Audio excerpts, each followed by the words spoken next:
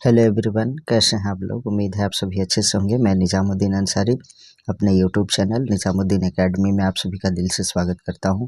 मित्रों, आइए आज हम लोग देखते हैं जेपीएससी, जेएसएससी, सीजीएल और सहायक आचार्य के लिए प्राचीन भारत का इतिहास। इसमें स्पेशली जेपीएससी प्रीलिम्स और मेंस एग्जाम में पूछे गए सभी प्रश्नों का व्याख्यात्मक उत्तर को हम लोग देखेंगे। और यह जो है 2003 से लेकर 2021 तक जो भी परीक्षाएं हुई है, इन सभी का प्रश्नों का जो है हम लोग व्याख्यात्मक रूप से उत्तर देखेंगे। और ये स्पेशली यह जो है प्राचीन भारत का इतिहास टॉपिक से संबंधित है। तो आइए देखते हैं हम लोग। मित्रों, आप सभी लोग में से जिस एग्ज़ाम की भी आपने प्रिपरेशन कर रहा हो, इस टॉपिक से क्वेश्चन आते ही हैं। इतिहास में जो है प्राचीन भारत का इतिहास, इस टॉपिक से सभी एग्ज़ाम में क्वेश्चन आते हैं। तो आप लोग इसको ध्यानपूर्वक वीडियो को कम्प्लीटली वॉच कीजिएगा और अपने सभी मित्रों तक शेयर अवश्य कीजिएगा। तो आइए देखते हैं हम लोग प्रागैतिहासिक काल। इस टॉपिक से पहला क्वेश्चन है, मानव उपयोग में लाई गई पहली धातु कौन सी थी। यह जो है JPSC assistant and personal assistant exam 2012 में पूछा गया है। तो मानव उपयोग में लाई गई पहली धातु कौन सी है, तो वो है आपका तांबा। Option number A is correct. इसका व्याख्या देखते हैं हम लोग। मानव उपयोग में लाई गई पहली धातु तांबा थी। भारत में ताम्र युग की बस्तियां दक्षिण पूर्वी राजस्थान, पश्चिमी मध्य प्रदेश और पश्चिमी महाराष्ट्र में पाई जाती है। दक्षिण पूर्वी राजस्थान की आहाड़ और गिलुंद से तांबे के साक्ष्य मिले हैं। आहाड़ का प्राचीन नाम ताम्रवती था। गिलुंद से तांबे के टुकड़े मिले हैं। नेक्स्ट क्वेश्चन देखते हैं। भारत में चांदी की उपलब्धता की प्राचीनतम साक्ष्य मिलते हैं। कहाँ से मिलते हैं, तो हड़प्पा संस्कृति से मिलते हैं। Option number A is correct. इसका व्याख्या देखते हैं। चांदी के प्राचीनतम साक्ष्य हड़प्पा सभ्यता से प्राप्त होते हैं। एनसीईआरटी प्राचीन भारतीय इतिहास के अनुसार हड़प्पाई स्वर्णकार चांदी, सोने एवं रत्न के आभूषण बनाते थे। यद्यपि ये चांदी का आयात अफगानिस्तान से करते थे। क्वेश्चन नंबर 3 देखते हैं। सिंधु घाटी सभ्यता की निम्न में से किससे संबंधित और व्यापार करती थी, तो इसका जो आंसर है वह आपका पर्शिया से भी, मेसोपोटामिया से भी, मिस्र से भी, इनमें से सभी से ही है। Option number D is correct. Sindhu घाटी सभ्यता का संबंध व व्यापार फारस, मेसोपोटामिया और मिस्र से था। सिंधु सभ्यता का इन देशों से व्यापारिक संबंध काफ़ी अच्छा था। भारत चांदी व टीन का आयात ईरान से करता था। सरगोन युगीन सुमेरियन लेख से ज्ञात होता है कि मेलुह, दिलमन तथा मगन के साथ मेसोपोटामिया के साथ व्यापारिक संबंध थे। मेलुहा की पहचान सिंध से तथा दिलमुन की बहरीन से की गई है। मिस्र के साथ व्यापारिक संबंध का पता लोथल से प्राप्त मम्मी की आकृति से चलता है। नेक्स्ट क्वेश्चन, क्वेश्चन नंबर 4 है। भारत में हड़प्पा का बृहत स्थल है, कौन सा है, तो इसका आंसर है राखीगढ़ी। भारत में हड़प्पा का बृहत स्थल राखीगढ़ी है। सिंधु सभ्यता से प्राप्त परिपक्व अवस्था वाले स्थलों में केवल 6 को ही बड़े नगरों की संज्ञा दी गई है। मोहनजोदड़ो, हड़प्पा, लोथल, धौलावीरा, राखीगढ़ी एवं कालीबंगन। क्वेश्चन नंबर 5 देखते हैं हम लोग। वैदिक सभ्यता से संबंधित प्रश्न है। पुराणों की संख्या है, तो ये इजी क्वेश्चन है। ये पुराणों की जो टोटल संख्या है वो है 18 यानी 18। पुराणों की संख्या 18 है। भारतीय ऐतिहासिक कथाओं का सबसे अच्छा क्रमबद्ध विवरण पुराणों में मिलता है। पुराणों के रचयिता लोमहर्ष अथवा उनके पुत्र उग्रशर्वा माने जाते हैं। अधिकांश पुराणों की रचना 3री-4वीं शताब्दी में की गई थी। अमरकोश को पुराणों के 5 विषय बताए गए हैं। सर्ग, प्रतिसर्ग, वंश, मनवंतर, वंशानुचरित। 18 पुराणों में केवल 5 में यानी मत्स्य पुराण, वायु पुराण, विष्णु पुराण, ब्रह्मांड पुराण, भगवत पुराण ही राजाओं की वंशावलियाँ पाई जाती है। इनमें जो है 5 पुराणों में राजाओं की वंशावलियाँ पाई जाती है। क्वेश्चन नंबर 6 देखते हैं। धर्मशास्त्र के अंतर्गत आते हैं, तो धर्मसूत्र भी आता है, स्मृतियाँ भी आती हैं, टीकाएँ भी आती हैं। उपरोक्त सभी सही है। तो इसका एक्सप्लेन देखते हैं हम लोग। धर्मसूत्र, स्मृति, भाष्य, टीका, निबंध आदि को सम्मिलित रूप से धर्मशास्त्र कहा जाता है। धर्मसूत्रों का काल जो है सामान्यतः 500 से 200 ईसा पूर्व के लगभग निर्धारित किया जाता है। आपस्तंभ, बौधायन तथा गौतम के धर्मसूत्र सबसे प्राचीन है। धर्मसूत्रों में ही सर्वप्रथम वर्ण व्यवस्था का स्पष्ट वर्णन होता है। कालांतर में धर्मसूत्रों का स्थान स्मृतियों ने ले लिया। जहाँ धर्मसूत्र गद्य में है, वहीं स्मृति ग्रंथ पद्य में लिखे गए हैं। स्मृतियों में सबसे प्राचीन व प्रमाणिक मनुस्मृति है। स्मृतियों पर अनेक विद्वानों द्वारा टीकाएं लिखी गई है। 7 नंबर क्वेश्चन देखते हैं। निम्नलिखित 4 वेदों में से किस एक में जादुई माया और वशीकरण का वर्णन है? तो इसका जो आंसर है वह आपका अथर्ववेद में। और ऋग्वेद जो है सबसे प्राचीन वेद है और सामवेद संगीत से संबंधित है। तो आइए देखते हैं इसका व्याख्या। अथर्ववेद में जादुई माया, वशीकरण और औषधियों का वर्णन है। गोपथ अथर्ववेद का एकमात्र उपलब्ध ब्राह्मण ग्रंथ है। ऋषि गोपथ ही इस ब्राह्मण ग्रंथ के प्रवक्ता हैं। अथर्ववेद की 2 शाखाएं हैं, पिप्लाद और शौनक। अथर्ववेद के मंत्रों का उच्चारण करने वाले पुरोहित को ब्रह्मा कहा जाता था। 8 नंबर क्वेश्चन देखते हैं हम लोग।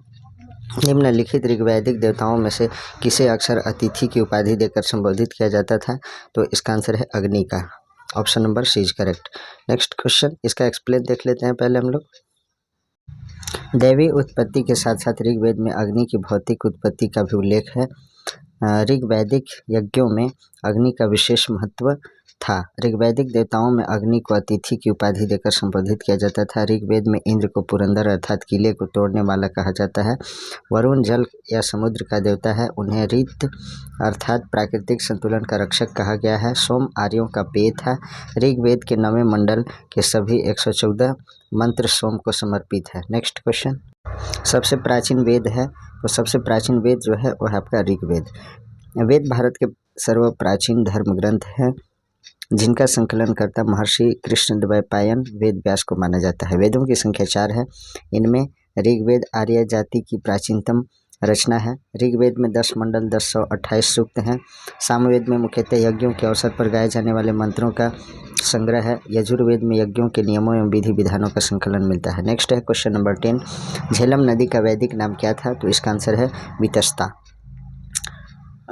झेलम नदी का जो वैदिक नाम है वो वितस्ता है। ऋग्वेद में अफगानिस्तान की 4 व सप्त सैंधव प्रदेश की 7 नदियों का उल्लेख मिलता है। आगे देखते हैं हम लोग नदियां और वैदिक नाम। काबुल को कुब्भा कहा जाता था वैदिक काल में, और कुर्रम को जो है क्रुमु, गोमल को गोमती, स्वात को सुवास्तु, सतलज को शतुद्री, व्यास को विपाशा। आगे देखिए, रावी को पुरुषनी, झेलम को वितस्ता, चिनाब को अस्किनी। नेक्स्ट क्वेश्चन है, इनमें से कौन सा ग्रंथ संगीत से जुड़ा है? तो सामवेद जो है संगीत से जुड़ा वेद है।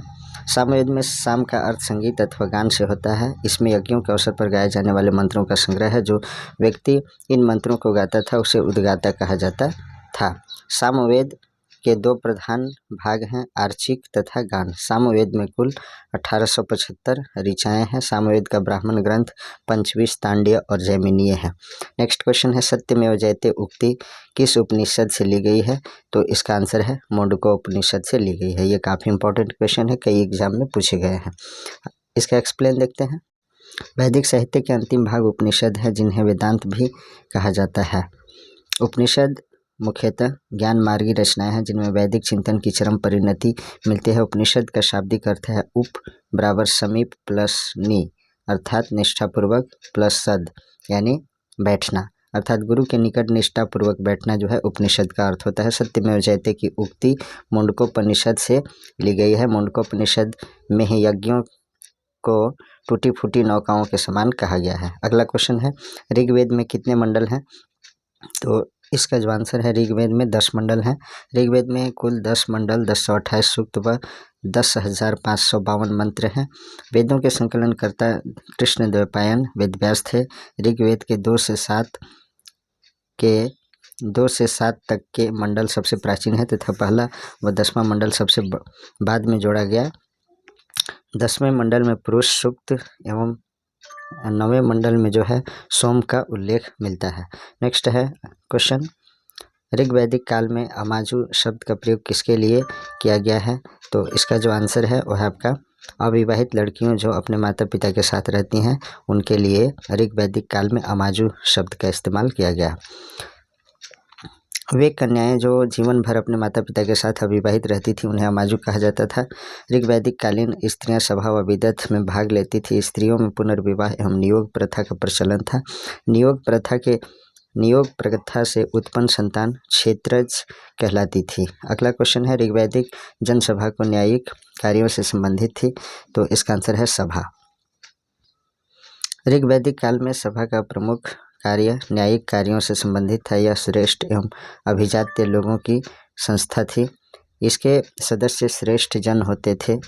समिति सभी लोगों की सभा थी जिसमें सभी व्यक्ति अपने परिवारों के प्रमुख भाग ले सकते थे।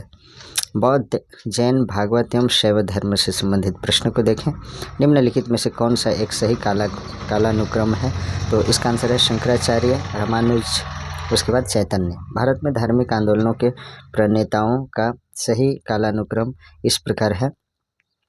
पहले शंकराचार्य, रामानुज एवं चैतन्य। शंकराचार्य ने सर्वप्रथम दक्षिण भारत में अद्वैतवाद का प्रतिपादन किया। रामानुज विशिष्टाद्वैत के संस्थापक थे। चैतन्य ने गोसाई संघ की स्थापना की थी। आगे देखें, चारवाक दार्शनिक प्रणाली है तो लोकायत प्रणाली भी इसे कहते हैं। Option number D is correct. Charvaka दर्शन प्रणाली का जो है एक भौतिकवादी नास्तिक दर्शन प्रणाली है। इस प्रणाली में प्रत्यक्ष प्रमाण के सिद्धांत को स्वीकार किया गया है, जिसमें दार्शनिक अज्ञेयवाद और धार्मिक प्रभाववाद के कई रूपों को भी अपनाया गया है। इसे लोकायत प्रणाली भी कहा जाता है क्योंकि इस दर्शन प्रणाली का मानना है कि केवल संसार या लोक ही सत्य है। इस प्रणाली के संस्थापक चारवाक थे, जिन्होंने बृहस्पति सूत्र पर लेख लिखा है। नेक्स्ट क्वेश्चन देखते हैं, आजीवक संप्रदाय के संस्थापक कौन थे? तो इसका आंसर है मखली गोसाल जो है आजीवक संप्रदाय के संस्थापक थे। आजीवक भारत का एक प्राचीन धार्मिक संप्रदाय है। इस संप्रदाय के संस्थापक मखाली गोसाल थे। जैन एवं बौद्ध शास्त्रों में मखाली गोसाल का उल्लेख बुद्ध और महावीर के प्रबल विरोधी के रूप में किया गया है। सांख्य दर्शन कपिल से संबंधित है, न्याय दर्शन गौतम से, और वैशेषिक दर्शन कन्नाद से, योग दर्शन महर्षि पतंजलि से, मीमांसा या पूर्व मीमांसा जैमिनी से संबंधित है, वेदांत दर्शन या उत्तर मीमांसा बादरायण से संबंधित है। इसे याद रखिएगा। 19 नंबर क्वेश्चन है, शैव संतों के लेखन के संग्रह को पांचवें वेद भी समझा जाता है। उपरोक्त संग्रह का क्या नाम है? तो इसका आंसर है तिरुमुराय। तिरुमुराय को शैव संतों के लेखन के संग्रह का पांचवा वेद भी माना जाता है। इस वेद में भगवान शिव की स्तुति में तमिल में रचित स्रोतों का संग्रह है, जिसकी रचना विभिन्न संत कवियों द्वारा 6ठी से 12वीं शताब्दी में की गई थी। शिल्पादिकारम के रचनाकारों इंग्लो आदिगल हैं तथा मणि मेखले के रचनाकार शीतलय सतनार है। तोलकपियम तमिल व्याकरण है, जिसके रचनाकार तोलकपियर हैं। नेक्स्ट क्वेश्चन देखते हैं, स्तूप से संबंधित है। क्या संबंधित है? तो महापरिनिर्वाण से संबंधित है स्तूप। महात्मा बुद्ध अपने जीवन के अंतिम पड़ाव में कुशीनगर पहुंचे, जहां 483 ईसा पूर्व में 80 वर्ष की अवस्था में इनकी मृत्यु हो गई, जिसे बौद्ध ग्रंथ में महापरिनिर्वाण की संज्ञा दी गई। मृत्यु के बाद बुद्ध के शरीर के अवशेष को 8 भागों में बांटकर उस पर 8 स्तूपों का निर्माण कराया गया। अतः महापरिनिर्वाण संबंध स्तूप से संबंधित है। नेक्स्ट क्वेश्चन देखते हैं हम लोग, जातक से संबंधित वर्णन सही है, कौन सा है? तो बुद्ध के पूर्व जन्म की कथा जातक से संबंधित है। Option number C is correct. Next है बुद्ध, इसका एक्सप्लेन देखें। बुद्ध के पूर्व जन्म की कथा जातक से संबंधित है। जातक कथाओं में बुद्ध के शाक्य वंश में उत्पन्न होने से पूर्व के जन्मों का वृतांत है। महात्मा बुद्ध द्वारा सारनाथ में दिए गए प्रथम उपदेश को धर्म चक्र प्रवर्तन कहा गया है। नेक्स्ट क्वेश्चन है, गांधार शैली की मूर्तिकला में बुद्ध का सारनाथ में हुए प्रथम धर्मोपदेश से संबद्ध मुद्रा का नाम है। क्या नाम है? तो धर्मचक्र नाम है। गांधार शैली में निर्मित बुद्ध की मूर्तियां काले, स्लेटी, पाषाण, चूने तथा पक्की मिट्टी से बनी हैं। इसमें बुद्ध को विभिन्न मुद्राओं में दर्शाया गया है। बुद्ध की मूर्तियां ध्यान, पद्मासन, धर्मचक्र प्रवर्तन, वर्द तथा अभय आदि मुद्राओं में है। नेक्स्ट क्वेश्चन देखते हैं हम लोग, बौद्ध धर्म के महायान और हीनयान संप्रदायों में सर्वाधिक मौलिक अंतर निम्नलिखित में से कौन सा है? तो देवी देवताओं की पूजा। Option number C is correct. Hinayana संप्रदाय में महात्मा बुद्ध को एक महापुरुष माना जाता था, परंतु महायान संप्रदाय में उन्हें देवता माना जाता था तथा उनकी पूजा की जाने लगी थी। इसी के साथ उनके बोधिसत्वों की पूजा भी प्रारंभ हुई। अगला क्वेश्चन देखते हैं, यमक बुद्ध पितक से संबंधित है, तो ये अभिधम से संबंधित है। यमक बौद्ध पिटक अभिधम से संबंधित है। बौद्ध साहित्य को त्रिपिटक कहा जाता है। इसके 3 भाग हैं, सुत्त पिटक, विनय पिटक और अभिधम पिटक। अभिधम पिटक के 7 ग्रंथ हैं, जिस कारण इसे सप्तप्रकरण कहा जाता है। 7वां ग्रंथ इस प्रकार है, धम्म संगीनी, विभंग, धातु कथा, पुगलपंती और कथा वस्तु, यमक, पत्थान यानी पट्टान। नेक्स्ट है सुल्तानी युग में बौद्धों की कौन सी शाखा सबसे प्रभावशाली थी? तो वज्रयान शाखा जो है सबसे प्रभावशाली थी। वज्रयान का सबसे अधिक विकास 8वीं शताब्दी में हुआ। इसके सिद्धांत मंजूश्री, मूलकल्प तथा गुहा समाज नामक ग्रंथों में मिलते हैं। वज्रयान सुल्तानी युग में सबसे प्रभावशाली बौद्ध शाखा थी। वज्रयान शाखा ने भारत में बौद्ध धर्म के पतन का मार्ग प्रशस्त किया। इसमें भिक्षा, तप आदि के स्थान पर मैथुन, मांस आदि के सेवन पर बल दिया जाता है। झारखंड लोक सेवा आयोग ने इस प्रश्न का उत्तर ए माना है, याद रखिएगा। इसमें जो है जेपीएससी ने इसका जो है आंसर थेरवाद माना था। नेक्स्ट है 26 नंबर क्वेश्चन, बुद्ध ने अपना पहला उपदेश कहाँ दिया था? तो इसका आंसर है सारनाथ में। महात्मा बुद्ध ने अपना पहला उपदेश सारनाथ में दिया था। इसे बौद्ध ग्रंथों में जो है धर्म चक्र प्रवर्तन कहा गया है। बुद्ध को 35 वर्ष की आयु में बोध गया में निरंजना फल्गु नदी के किनारे पीपल वृक्ष के नीचे ज्ञान की प्राप्ति हुई। दुखों के निवारणार्थ बुद्ध ने अष्टांगिक मार्ग का उपदेश दिया। 8 आर्य सत्य अथवा उपाय हैं: सम्यक दृष्टि, सम्यक संकल्प, सम्यक वाक, सम्यक कर्मांत, सम्यक आजीवन, सम्यक व्यायाम, सम्यक स्मृति, सम्यक समाधि। नेक्स्ट क्वेश्चन है हीनयान बौद्ध साहित्य का प्रमुख ग्रंथ किस भाषा में है? तो इसका आंसर है पाली भाषा में। हीनयान बौद्ध साहित्य की रचना जो है पाली भाषा में की गई थी। हीनयान का शाब्दिक अर्थ है निम्न मार्गी। यह मार्ग केवल भिक्षुओं के लिए संभव था। हीनयान में महात्मा बुद्ध को एक महापुरुष माना जाता है। हीनयान की साधन पद्धति अत्यंत कठोर है तथा वह भिक्षु जीवन का हिमायती है। हीनयान का आदर्श अरहत जो है पद को प्राप्त करना है। इनमें से किसे एशिया का ज्योतिपुंज लाइट ऑफ एशिया के नाम से जाना जाता है? तो इसका आंसर है गौतम बुद्ध को जो है लाइट ऑफ एशिया यानी एशिया के ज्योतिपुंज के नाम से जाना जाता है। आगे देखते हैं हम लोग क्वेश्चन, दिगंबर एवं श्वेतांबर दो मुख्य संप्रदाय किस धर्म के हैं? तो इसका आंसर है जैन धर्म के दो संप्रदाय में विभक्त हो गया था आगे चल करके। पहला था दिगंबर और दूसरा श्वेतांबर। मौर्य शासक चंद्रगुप्त मौर्य के शासनकाल में मगध क्षेत्र में भयंकर अकाल पड़ा। इस समय जैन संप्रदाय के प्रमुख भद्रबाहु थे। अकाल के वक्त भद्रबाहु अपने अनुयायियों के साथ दक्षिण भारत चले गए। स्थूलभद्र अपने अनुयायियों के साथ मगध में ही रुके रहे और उन्होंने श्वेत वस्त्र धारण कर लिया, इसलिए वे श्वेतांबर कहलाए। भद्रबाहु के अनुयायी दिगंबर कहलाए। नेक्स्ट क्वेश्चन देखते हैं, स्तूप जहाँ बुद्ध अथवा उनके मुख्य शिष्यों के शारीरिक या कायिक अवशेष रखे जाते थे कहा जाता था, क्या कहलाता था? तो शरीरिका कहलाता था। स्तूप का उल्लेख सर्वप्रथम ऋग्वेद में प्राप्त होता है, जहाँ अग्नि की उठती हुई ज्वालाओं को स्तूप कहा गया है। कालांतर में बौद्धों ने इसे अपनी संघ पद्धति में अपना लिया। इन स्तूपों में बुद्ध अथवा उनके प्रमुख शिष्यों की धातु रखी जाती थी, जिसके कारण यह श्रद्धा एवं उपासना के केंद्र बन गए। स्तूप 4 प्रकार के बताए गए हैं। पहला शारीरिक, इसमें बुद्ध तथा उनके प्रमुख शिष्यों की अस्थियाँ तथा उनके शरीर के विभिन्न अंग, दंत, नख, केश आदि रखे जाते थे। दूसरा है पारिभौगिक, इसमें बुद्ध द्वारा उपयोग में लाई गई वस्तु जैसे भिक्षा पात्र, चरण पादुका, आसन आदि रखी जाती थी। तीसरा है उद्देशिक, इस प्रकार के स्तूप महात्मा बुद्ध के जीवन की घटनाओं से संबंधित थे। चौथा है संकल्पित या पूजार्थक स्तूप, ये छोटे आकार के होते हैं और इन्हें बौद्ध तीर्थ स्थलों पर श्रद्धालुओं द्वारा स्थापित किया जाता था। अनेकांतवाद निम्नलिखित में से किसका क्रोध सिद्धांत है? तो इसका आंसर है जैन मत का। अनेकांतवाद जिसे स्यादवाद और सप्तभंगीन्याय इत्यादि नामों से भी जाना जाता है, जैन धर्म दर्शन का क्रोध सिद्धांत है। यह प्राचीन भारतीय दर्शन की अमूल्य निधि मानी जाती है। यह ज्ञान की सापेक्षता का सिद्धांत है। इस मत के अनुसार किसी वस्तु के अनेक धर्म पहलू होते हैं तथा व्यक्ति अपनी सीमित बुद्धि के द्वारा केवल कुछ ही धर्मों को जान सकता है। पूर्ण ज्ञान तो केवलिन के लिए ही संभव है। अगला क्वेश्चन है, जैन ग्रंथों की रचना इनमें से किस भाषा में हुई थी? तो इसका आंसर है प्राकृत भाषा में। प्रारंभिक जैन साहित्य अर्ध मागधी भाषा में लिखे गए थे। बाद में अधिकांश जैन ग्रंथों की रचना प्राकृत भाषा में हुई। जैन साहित्य को आगम सिद्धांत कहा जाता है। इसके अंतर्गत 12 अंग, 12 उपांग, 10 प्रकीर्ण, 6 छेद सूत्र, 4 मंगल सूत्र की गणना की जाती है। 16 महाजनपद से संबंधित प्रश्न को देख लीजिए। अष्टाध्यायी किसके द्वारा लिखी गई है? तो यह जो है पाणिनि के द्वारा। पाणिनि संस्कृत भाषा के सबसे बड़े व्याकरणाचार्य थे। इनका जन्म गांधार में हुआ था। इनकी प्रसिद्धि जो है व्याकरण पुस्तक अष्टाध्यायी है। अष्टाध्यायी में 8 अध्याय तथा लगभग 4000 सूत्र हैं। नेक्स्ट क्वेश्चन है, पाटलिपुत्र की नदियों के संगम पर स्थित था, तो इसका जो आंसर है गंगा और सोन नदी के संगम पर। अजातशत्रु के पश्चात उदयन या उदयभद्र मगध का राजा हुआ। जैन ग्रंथों में उसकी माता का नाम पद्मावती मिलता है। बौद्ध ग्रंथों में उसे पितृहंता कहा गया है। उदयन के शासनकाल की सर्वप्रमुख घटना गंगा और सोन नदियों के संगम पर पाटलिपुत्र नामक नगर की स्थापना है।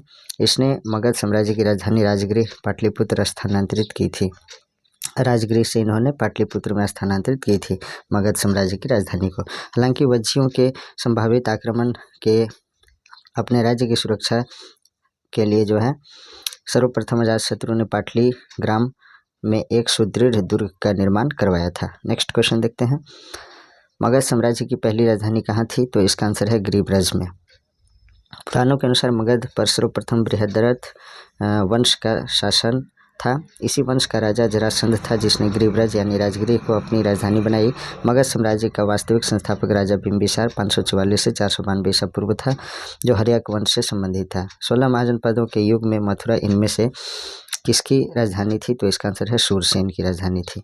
बौद्ध ग्रंथ अंगुत्तर निकाय के अनुसार 6ठी शताब्दी ईसा पूर्व में 16 महाजनपद क्षेत्रीय राज्य थे, इनमें जो है मथुरा शूरसेन राज्य की राजधानी थी। वत्स की राजधानी कौशाम्बी, काशी की राजधानी वाराणसी, वजी संघ की राजधानी वैशाली थी।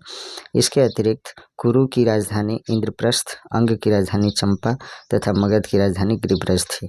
मौर्य एवं मौर्योत्तर काल से संबंधित प्रश्न को देखिए। किसी चीनी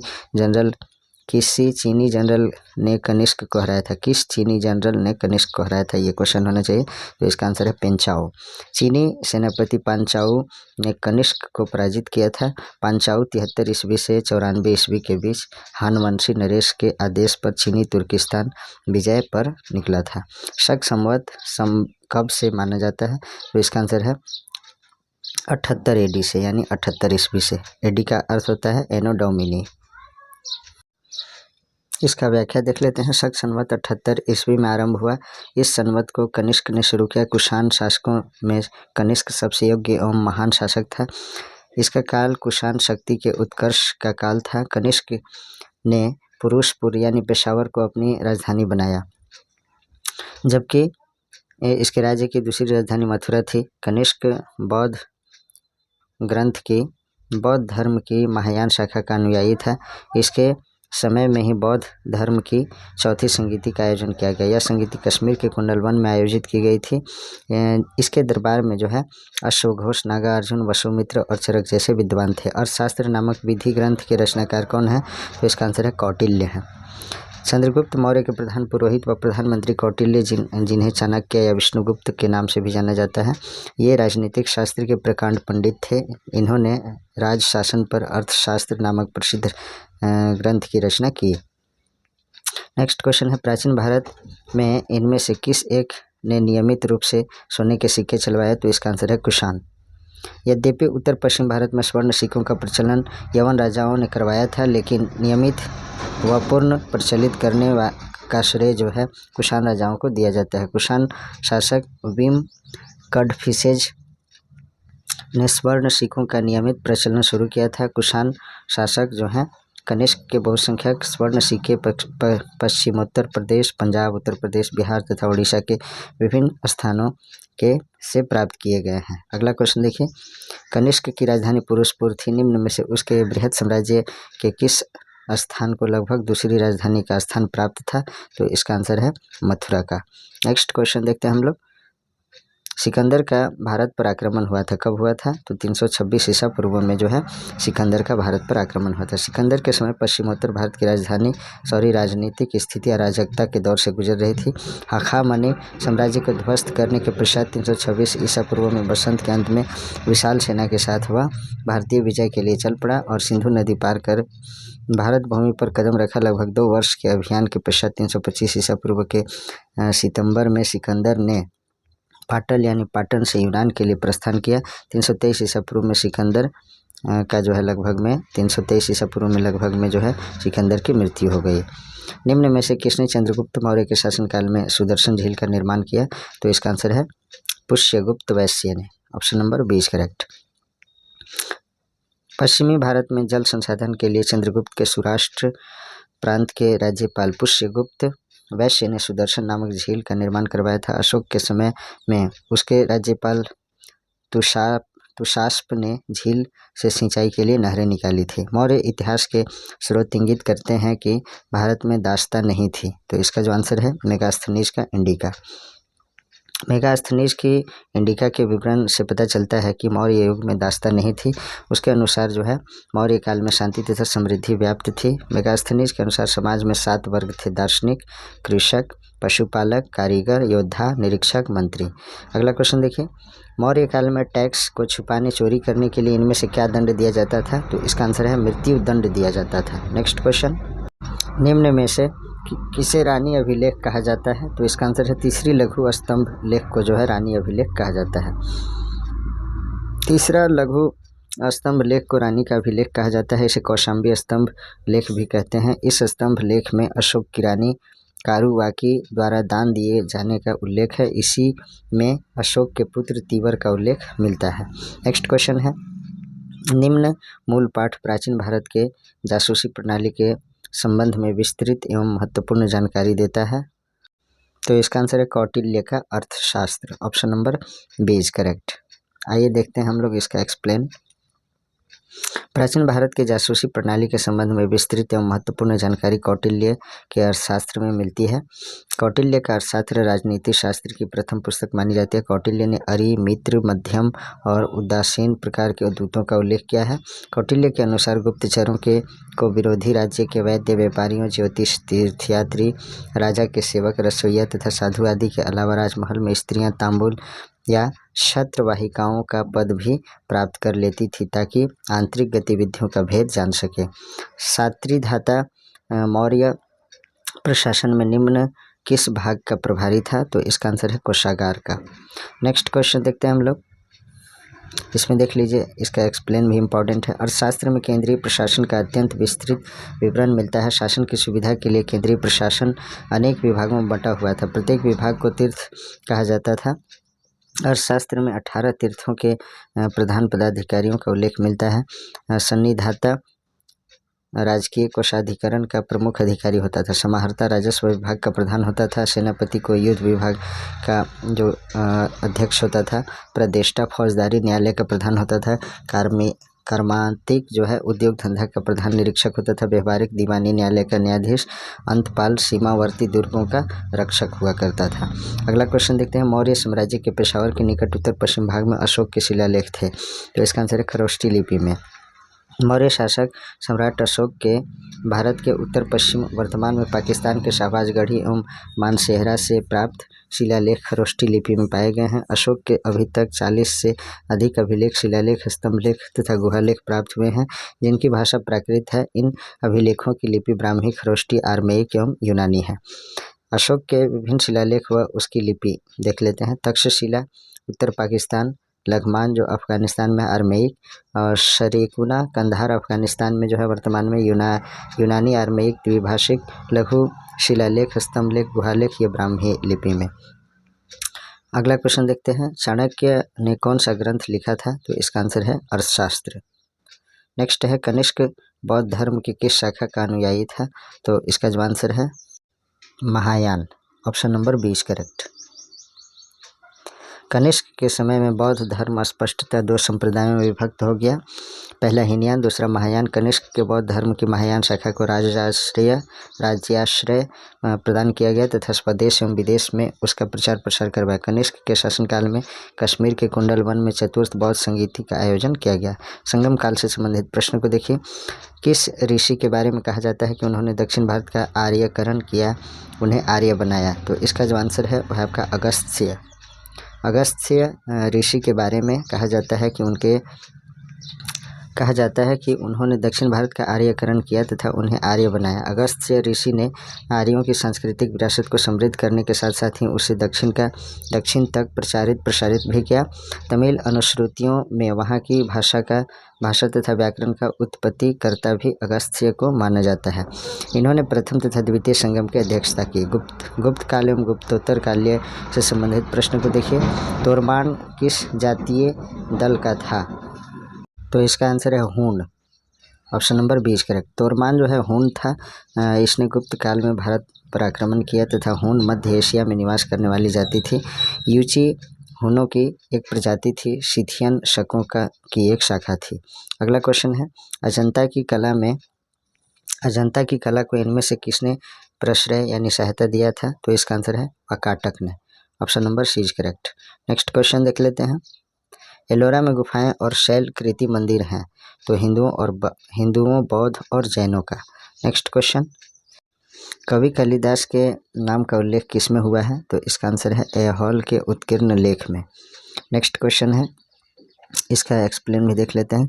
कवि कालिदास के नाम का उल्लेख चालुक्य नरेश पुलकेशिन द्वितीय के ऐहोल अभिलेख में हुआ है, जिसका रचनाकार रविकीर्ति था। भारत के नेपोलियन के उपनाम से प्रसिद्ध गुप्त शासक समुद्रगुप्त के विजय अभियानों का वर्णन उसके दरबारी कवि हरिसेन द्वारा इलाहाबाद स्तंभ लेख में किया गया है। प्रयाग प्रशस्ति के अन्य नाम से भी अभिहित किया जाने वाला यह स्तंभ लेख उसी स्तंभ पर खुदा है जिस पर मौर्य शासक अशोक महान का अभिलेख उत्कीर्ण है। इसी स्तंभ लेख में अशोक की रानी कारुवाकी के नाम का उल्लेख है। नेक्स्ट क्वेश्चन देखते हैं। सूची 1 को सूची 2 के साथ सुमेलित कीजिए तथा सूचियों के नीचे दिए गए कूट का प्रयोग कर सही उत्तर का चयन कीजिए। डायरेक्ट इसका आंसर हम लोग देखते हैं। राजा चंद्रगुप्त की पत्नी कुमार देवी और समुद्रगुप्त की दत्ता देवी और चंद्रगुप्त द्वितीय का कुबेर नागा, कुमारगुप्त प्रथम का अनंता देवी। अभिज्ञान शाकुंतलम की रचना किसने की थी? तो इसका आंसर है कालिदास ने। Option number D is correct. Kalidas Chandragupta Vikramaditya के राज्य कवि थे। इनको चंद्रगुप्त विक्रमादित्य ने अपने नवरत्नों में शामिल किया था। कालिदास की रचनाएं कौन कौन है? देखिए, महाकाव्य में रघुवंश, कुमार संभव, खंड काव्य में मेघदूत, ऋतु संहार, नाटक में अभिज्ञान शाकुंतलम, मालविकाग्निमित्रम, विक्रमोर्वशीय। नेक्स्ट क्वेश्चन देखते हैं। वह कौन सा गढ़वाल राजा था जिसने एक नए प्रकार का कर तुरुष्क दंड लगाया? तो इसका आंसर है Chandradev. Option number C is correct. प्रतिहारों के बाद कन्नौज के वैभव एवं समृद्धि के गढ़वालों ने नया जीवन प्रदान किया। चंद्रदेव ने 1089 के आसपास गोपाल को हराकर अपना आधिपत्य कन्नौज पर स्थापित कर लिया। चंद्रदेव ने गढ़वाल वंश की स्वतंत्र सत्ता की स्थापना की और तुरुष्क दंड नामक कर लगाया गया। महत्वाकांक्षी शासक गोविंद चंद्र ने बंगाल के पालों से मगध को जीता था। इसके पुत्र विजय चंद्र ने लाहौर के तुर्की हाकिम को पराजित किया। जयचंद्र इस वंश का अंतिम शक्तिशाली शासक था। 1194 ईस्वी में चंदावर के युद्ध में जयचंद मोहम्मद गौरी से हार गया और मारा गया। पाल व प्रतिहार समय में सीधे प्रशासित क्षेत्र में जिले को जाना जाता था। तो विषय, चालुक्य शासक पुलकेशिन की हर्ष पर विजय का वर्ष था। कौन सा वर्ष था? तो ईस्वी 634 ईस्वी। चालुक्य शासक पुलकेशिन द्वितीय ने 634 ईस्वी में हर्षवर्धन को पराजित किया था। पुलकेशिन द्वितीय हर्षवर्धन को हराकर परमेश्वर की उपाधि धारण की थी। पुलकेशिन द्वितीय वातापी के चालुक्य शासकों में सर्वाधिक पराक्रमी एवं महान था। इसने दक्षिणापथेश्वर की उपाधि भी धारण की थी। अगला क्वेश्चन है, चीनी तीर्थयात्री जिसने 6वीं शताब्दी में भारत दर्शन किया वो कौन था? तो सुंग यून।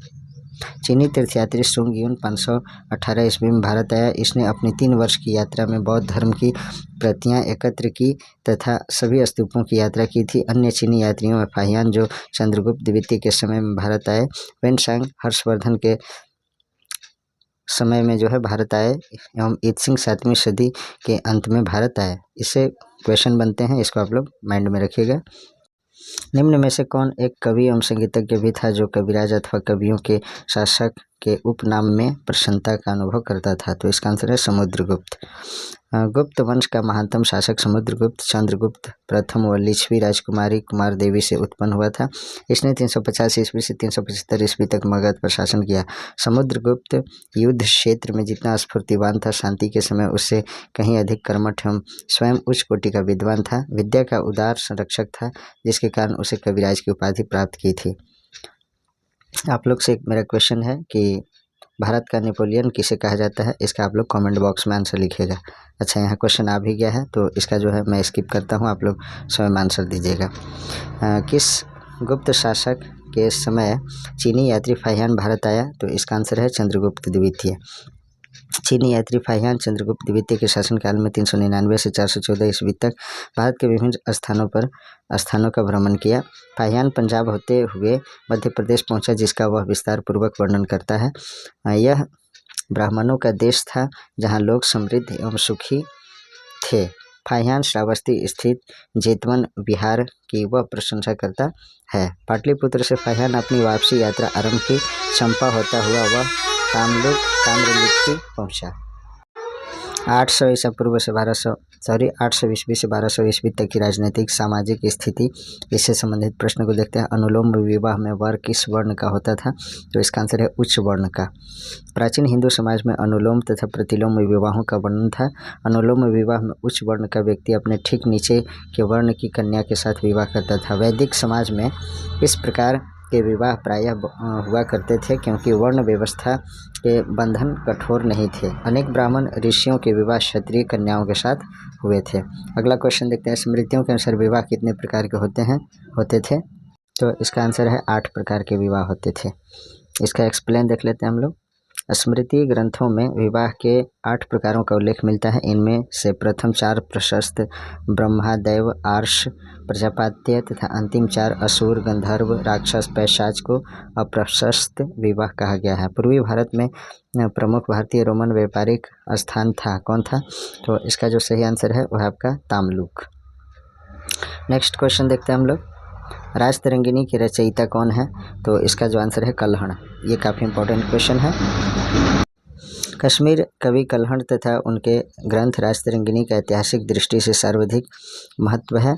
इस ग्रंथ की रचना कश्मीरी नरेश जयसिंह 1127 ईस्वी से 1159 ईस्वी के काल में हुई थी। इसके 8 तरंगों में कश्मीर देश का प्रारंभ से लेकर 12वीं सदी तक का इतिहास वर्णित है। राजतरंगिणी संस्कृत भाषा में ऐतिहासिक घटनाओं को क्रमबद्ध रूप में प्रस्तुत करने का प्रथम स्तुत्य प्रयास है।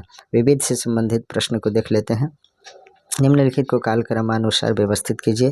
तो इसमें जो कालक्रमानुसार है, सातवाहन, वाकाटक, चालुक्य, तो इसमें सबसे पहले जो है होगा आपका ABC, ये सही है। प्रश्न के अनुसार जो है सातवाहन सबसे पहले, वाकाटक, उसके बाद चालुक्य।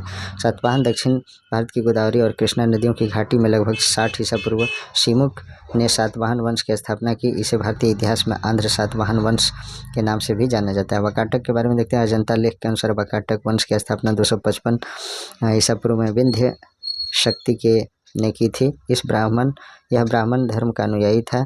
इनका राज्य क्षेत्र बरार आंध्र प्रदेश व मध्य प्रदेश के अधिकतर भूभाग पर विस्तृत था। आगे देखते हैं। चालुक्य दक्षिण भारत पर शासन करने वाले चालुक्यों की 3 शाखाएं थी। बादामी के चालुक्य वंश का संस्थापक पुलकेशिन प्रथम 536 से 566 ईस्वी था। वेंगी के चालुक्य वंश का प्रथम शासक विष्णुवर्धन 616 से 633 वर्ष ईस्वी था। कल्याणी के चालुक्य वंश का संस्थापक तैलप द्वितीय 973 से 997 ईस्वी था। नेक्स्ट क्वेश्चन है। ईसा की प्रथम शताब्दी की पुस्तक नेचुरल हिस्टोरिका के लेखक हैं, तो कौन है? प्लिनी है। Option number 20 correct. Natural Historica Pliny the Elder की रचना जो है हेरोडोटस को इतिहास के पिता कहा जाता है, ये भी याद रखिएगा। कल्हण की राजतरंगिणी की तरह एक इतिहास की पुस्तक गौड़ वाहो लिखी थी। किसने लिखी थी? तो इसका आंसर है वाकपति द्वारा लिखी गई थी ये चीज़, और ये 8वीं सदी में प्राकृत कवि व रचनाकार वाकपति की प्रसिद्ध रचना है। यह ऐतिहासिक काव्य है जिसमें कन्नौज के राजा यशोवर्मन का चरित्र अंकित है। वाकपति यशोवर्मन के राजकवि थे। कोणार्क किस लिए प्रसिद्ध है? तो इसका आंसर है सूर्य मंदिर से संबंधित है। ओडिशा में स्थित कोणार्क सूर्य मंदिर जो है सूर्य मंदिर के लिए प्रसिद्ध है। यह मंदिर ओडिशा प्रदेश में जगन्नाथपुरी से 26 किलोमीटर दूर उत्तर पूर्व कोण पर समुद्र तट पर अवस्थित है। इस मंदिर का निर्माण 13वीं शताब्दी में गंग वंश के राजा नरसिंह देव प्रथम 1238 से 1264 ईस्वी ने करवाया था। इस मंदिर की रचना रथ के रूप में की गई है, जिसे 7 घोड़ों द्वारा खींचते हुए दर्शाया गया है। 7 घोड़ों को 7 दिन का प्रतीक माना जाता है। इस रथ में 12 जोड़ी चक्के लगे हैं, जिन्हें 12 राशियों का प्रतीक माना जाता है। अगला क्वेश्चन देखते हैं। विक्रमशिला विश्वविद्यालय इनमें से आज के किस राज्य में अवस्थित था? तो इसका आंसर है बिहार राज्य में। Option number C is correct. Vikramshila विश्वविद्यालय जो है बिहार में अवस्थित था। इसकी स्थापना पाल शासक धर्मपाल 770 से 810 ईस्वी द्वारा की गई थी। धर्मपाल ने विक्रमशिला में विहारों की स्थापना की थी। विक्रमशिला विश्वविद्यालय को बख्तियार खिलजी ने 1203 ईस्वी में नष्ट कर दिया था। तो मित्रों, इस 40 मिनट के वीडियो में ही मैंने प्राचीन भारत का इतिहास से संबंधित जितने भी प्रश्न पूछे गए थे, मैंने सभी को क्लियर कर दिया। आप सभी से मेरा नम्र निवेदन है कि अपने सभी मित्रों तक अवश्य शेयर कीजिए, और मैं नेक्स्ट वीडियो में मध्यकालीन इतिहास से पूछे गए सभी प्रश्नों का करवा दूंगा। और आप ये ना समझें, ये JPSC के लिए तो काफ़ी इंपॉर्टेंट साबित होगा ही, और सभी एग्ज़ाम के लिए ये जो है काफ़ी इंपॉर्टेंट साबित होगा, क्योंकि प्राचीन भारत के इतिहास से सभी एग्ज़ाम में क्वेश्चन पूछे जाते हैं और मैंने इसमें डिटेल्स में एक्सप्लेन किया। तो आपको जो है कहीं से भी क्वेश्चन पूछा जा सकता है। तो please like, comment, share and subscribe our YouTube channel Nizamuddin academy. Thanks for watching.